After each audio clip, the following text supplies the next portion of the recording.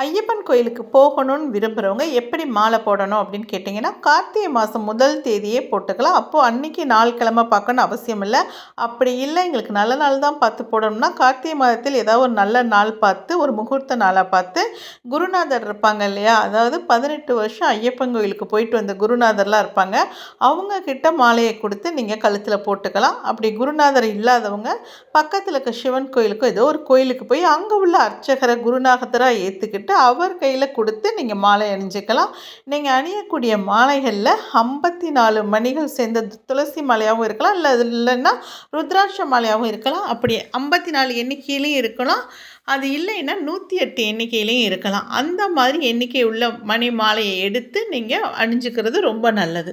ஐயப்பன் கோயிலுக்கு மாலை போட்டவங்களை நம்ம ஐயப்பன் சாமின்னு தான் சொல்லி அழைக்கணும்.